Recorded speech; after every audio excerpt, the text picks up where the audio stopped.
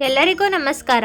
ಸ್ಯಾಂಡಲ್ವುಡ್ನ ನಟ ದರ್ಶನ್ ಅವರು ಕೇರಳದ ಪ್ರಸಿದ್ಧ ದೇವಸ್ಥಾನ ಮಡಾಯಿಕಾವಿಗೆ ಭೇಟಿ ನೀಡಿ ಶತ್ರು ಸಂಹಾರ ಪೂಜೆಯನ್ನು ಮಾಡಿಸಿದ್ದಾರೆ. ಕೇರಳದ ಕಣ್ಣೂರು ಜಿಲ್ಲೆಯಲ್ಲಿರುವ ಈ ದೇವಸ್ಥಾನ ಅತ್ಯಂತ ಪ್ರಸಿದ್ಧವಾಗಿದ್ದು ಬಹಳಷ್ಟು ದೂರದಿಂದ ಭಕ್ತರು ಇಲ್ಲಿಗೆ ಬರುತ್ತಾರೆ.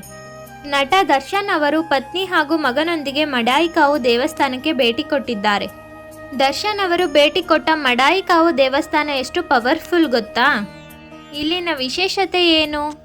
ಬನ್ನಿ ನಾವಿವತ್ತಿನ ಸಂಚಿಕೆಯಲ್ಲಿ ತಿಳಿದುಕೊಳ್ಳೋಣ.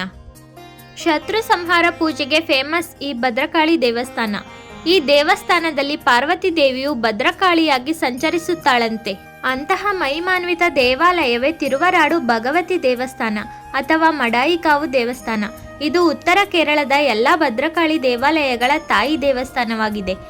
ಇಲ್ಲಿನ ದೇವತೆಯು ಭದ್ರಕಾಳಿಯ ಉಗ್ರ ರೂಪವಾಗಿದೆ. ಬನ್ನಿ ಈ ದೇವಾಲಯದ ವಿಶೇಷತೆ ಏನು ಅನ್ನೋದನ್ನ ತಿಳಿಯೋಣ. ರಾತ್ರಿ 8 ಗಂಟೆಯ ನಂತರ ದೇವಸ್ಥಾನದ ಹೊರ ಆವರಣದಲ್ಲಿ ಯಾರೂ ಪ್ರದಕ್ಷಿಣೆ ಹಾಕುವಂತಿಲ್ಲ. ಈ ದೇವಸ್ಥಾನದ ಅರ್ಚಕರು ಹಾಗೂ ಕಾವಲುಗಾರರನ್ನು ಹೊರತುಪಡಿಸಿ ಬೇರೆ ಯಾರೂ ಇಲ್ಲಿ ಇರುವಂತಿಲ್ಲ. ಯಾಕೆಂದರೆ ರಾತ್ರಿ 8 ಗಂಟೆಯ ನಂತರ ದೇವಿ ಪಾರ್ವತಿ ರುದ್ರಕಾಳಿಯಾಗಿ ಇಲ್ಲಿ ಸಂಚರಿಸುತ್ತಾಳಂತೆ. ಈ ದೇವಾಲಯವಿರುವುದು ಕಣ್ಣೂರು ಜಿಲ್ಲೆಯಲ್ಲಿರುವ ಮಡಾಯಿಕಾವಿನಲ್ಲಿ. ಇಲ್ಲಿನ ಆವರಣದ ಒಳಗಡೆ 5 ದೇವಾಲಯವಿದೆ.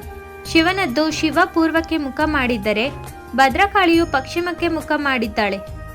ಭದ್ರಕಾಳಿಗೆ ಪೂಜೆ ಮಾಡುವ ಬ್ರಾಹ್ಮಣರು ಮಾಂಸ ಸೇವನೆ ಮಾಡುತ್ತಾರೆ. ಕೋಟಿ ಕಲಶಂ ಎಂಬ ಪೂಜೆ ನಡೆಸುವಾಗ ಕೋಳಿಗಳನ್ನು ಬಲಿ ಕೊಡಲಾಗುತ್ತದೆ. ಇಲ್ಲಿನ ಭಕ್ತರಿಗೆ ಪ್ರಸಾದವಾಗಿ ಕೋಳಿ ಮಾಂಸವನ್ನು ನೀಡಲಾಗುತ್ತದೆ.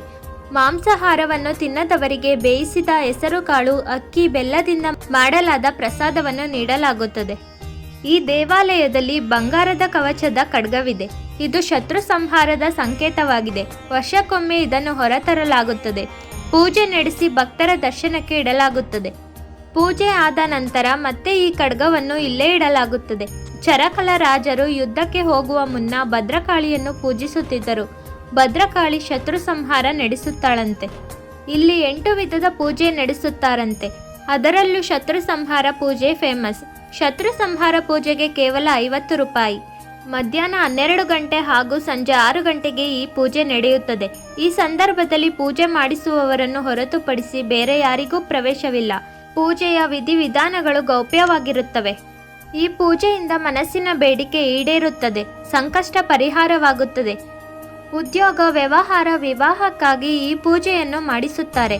ಸಾಕಷ್ಟು ರಾಜಕಾರಣಿಗಳು ಇಲ್ಲಿಗೆ ಬಂದು ಶತ್ರು ಸಂಹಾರ ಪೂಜೆ ಮಾಡಿಸುತ್ತಾರೆ.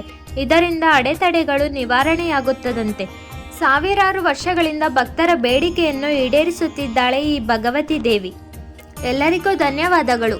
ಈ ಮಾಹಿತಿ ಇಷ್ಟವಾಗಿದ್ದರೆ ಲೈಕ್ ಮಾಡಿ ಮತ್ತು ನನ್ನ ಚಾನೆಲ್ ಅನ್ನು ಸಬ್ಸ್ಕ್ರೈಬ್ ಮಾಡಿ.